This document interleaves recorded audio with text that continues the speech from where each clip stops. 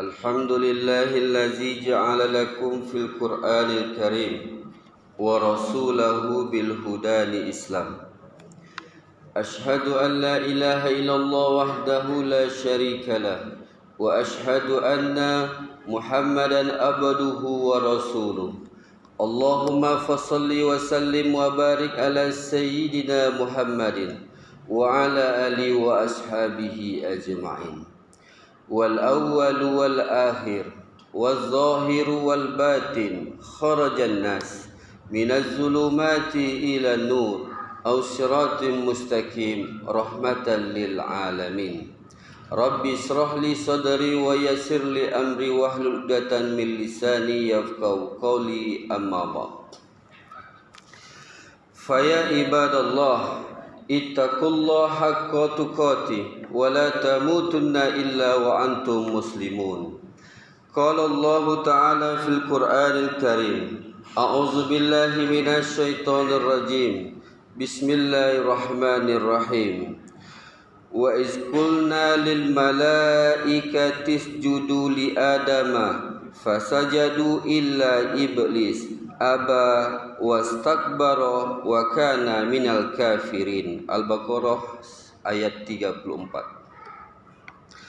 Wa qala an-nabiyyu sallallahu alaihi wasallam, al-kibru batarul haqqi wa ghamtun nas. Shadaqallahul azim. Kaum muslimin jamaah salat Jumat yang dimuliakan oleh Allah Subhanahu wa taala. Bersyukur kita kepada Allah dengan mengucapkan alhamdulillahirabbil alamin. Pada siang yang mulia ini Allah masih memberikan kepada kita kesehatan, kesempatan dan umur yang panjang. Betapa banyak hari ini saudara-saudara kita, mereka terbaring di rumah sakit mendengarkan suara azan, tapi apalah daya, Allah beri mereka sakit. Hari ini Allah memberikan kepada kita semuanya kesehatan, keimanan dan kesempatan.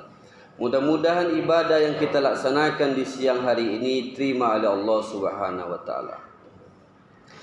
Salawat dan salam kepada Rasulullah sallallahu alaihi wasallam. Allahumma salli ala sayyidina Muhammad wa ala ali sayyidina Muhammad. Assalamu alayka ya Rasulullah. Mudah-mudahan dengan memperbanyak salawat kepadanya di yaumil akhir nanti kita mendapatkan syafaat dari Rasulullah sallallahu alaihi wasallam. Kaum muslimin jamaah salat Jumat yang berbahagia, dalam setiap khutbahnya khatib mengingatkan kita semua, marilah kita selalu senantiasa meningkatkan iman dan takwa kita kepada Allah, melaksanakan segala perintahnya dan meninggalkan apa-apa yang dilarang oleh Allah dan Rasulnya. Mudah-mudahan dunia sampai akhirat kita mendapatkan hidayah dari Allah dan mendapatkan syafaat dari Rasulullah SAW. Kaum muslimin yang berbahagia, IKMI Kota Pekanbaru hari ini memberi judul larangan takabur.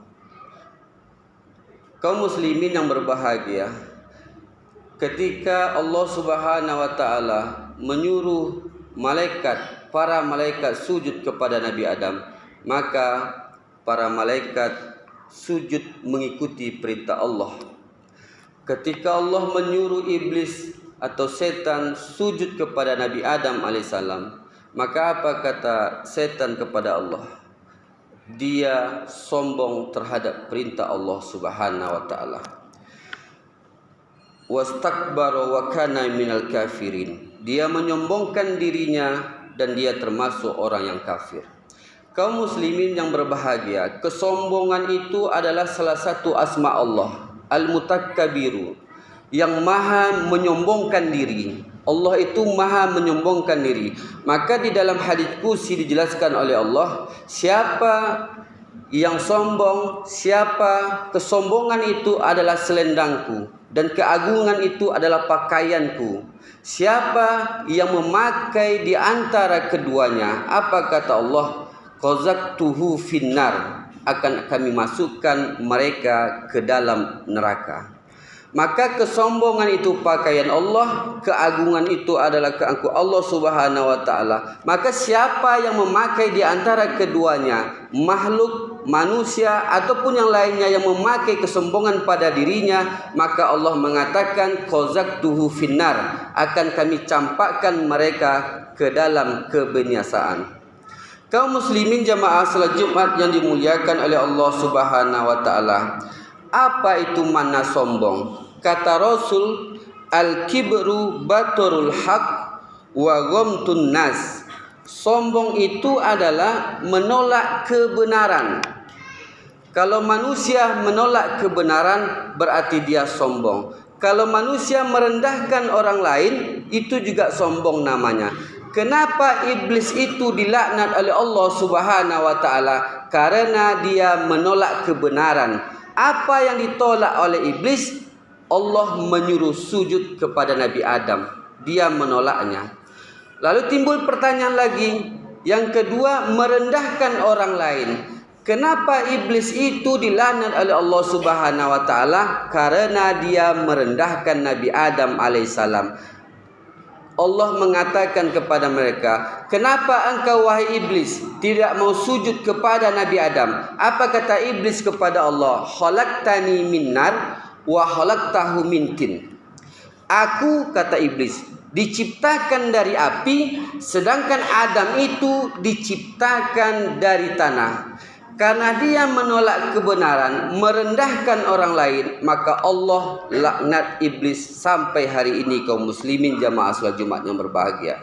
Maka kaum muslimin yang berbahagia, hilangkan rasa kesombongan pada diri kita.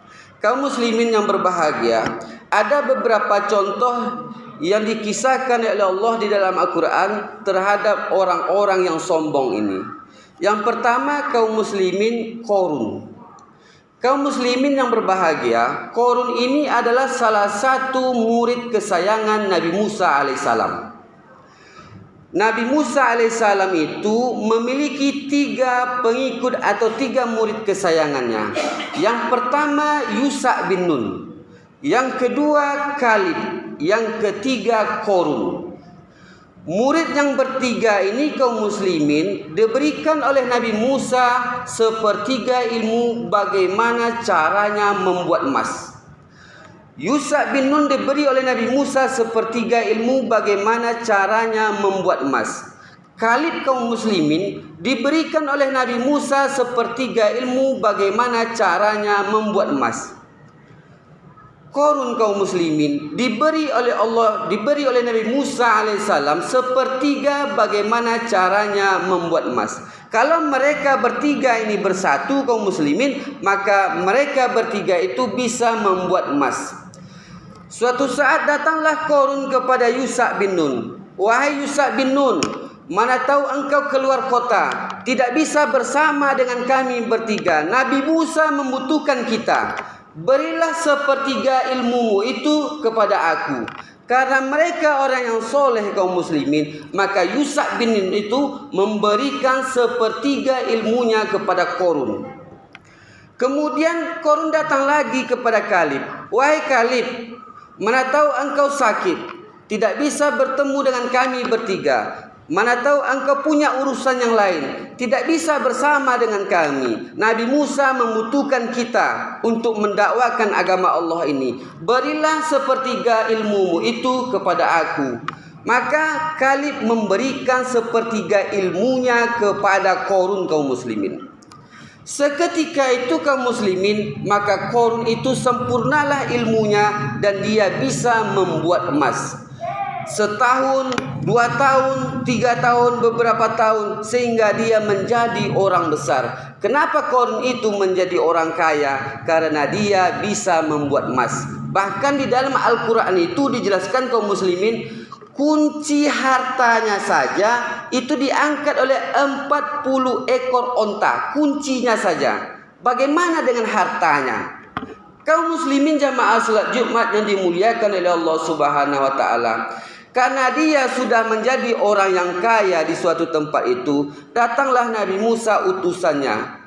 Wahai Qarun, saya adalah utusan Nabi Musa alaihissalam. Nabi Musa menyuruh saya untuk meminta 1/10 dari harta engkau. Kaum muslimin yang berbahagia, dulu itu zakat mal itu 10% ketika di zaman Nabi Musa alaihissalam. Kalau sekarang kaum muslimin 2,5%. Maka utusan ini datang menemui Qarun. Wahai Qarun, aku diperintahkan Nabi Musa untuk mengambil 1/10 dari harta engkau. Apa kata Qarun kepada utusan Nabi Musa ini kaum muslimin? Wahai si fulan, harta ini adalah dengan kecerdasanku. Harta ini kuperoleh dengan ilmu. Harta ini kuperoleh dengan kecerdasanku, dengan kesungguhanku, sehingga aku menjadi orang kaya. Kenapa ketika saya menjadi orang kaya, engkau meminta 1/10 dari hartaku? Saya tidak mau, kata Qarun. Maka utusan ini kembali lagi kepada Nabi Musa alaihissalam. Maka diutus lagi orang yang lain, datang lagi menemui Qarun kaum muslimin. Maka hampir seperti itu ucapan Qarun. Harta yang kumiliki, jerih payah, kecerdasan dan kesungguhan aku mencari nafkah, mencari harta sehingga aku menjadi orang kaya. Maka datanglah Nabi Musa kepada Qarun kaum muslimin. Wahai Qarun, aku diperintahkan oleh Allah untuk mengambil 1/10 dari harta engkau. Sama jawaban seperti utusan yang Nabi Musa kirim tadi. Harta ini milikku. Muncul kesombongan dalam dirinya. Kaum muslimin jamaah salat Jumat yang dimuliakan oleh Allah Subhanahu wa taala. Maka benar apa yang dikatakan oleh Rasul kepada kita. Apa kata Rasul Nabi Muhammad? Aku tidak khawatir jika umatku menjadi miskin. Rasul itu tidak khawatir kalau kita menjadi orang miskin kaum muslimin. Yang dikhawatirkan oleh Rasul itu ketika dunia ini dibentangkan untuk kita. Itu yang dikhawatirkan oleh Rasul kepada kita umatnya.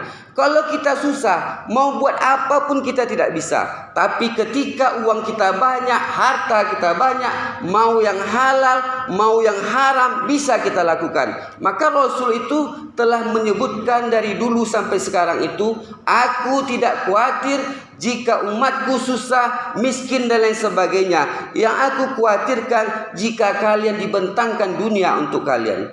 Maka apa kata Qarun kepada Nabi Musa alaihissalam? Aku tidak mau memberikan harta ini karena ini adalah dengan kecerdasanku, dengan ilmuku, dengan kesungguhanku, sehingga aku menjadi orang kaya. Maka Nabi Musa kembali lagi. Lalu apa kata Qarun kepada masyarakat yang banyak waktu itu? Nabi Musa telah berbuat yang tidak-tidak. Nabi Musa dituduh oleh Qarun. Padahal Qarun itu kaum muslimin adalah murid kesayangan Nabi Musa alaihissalam.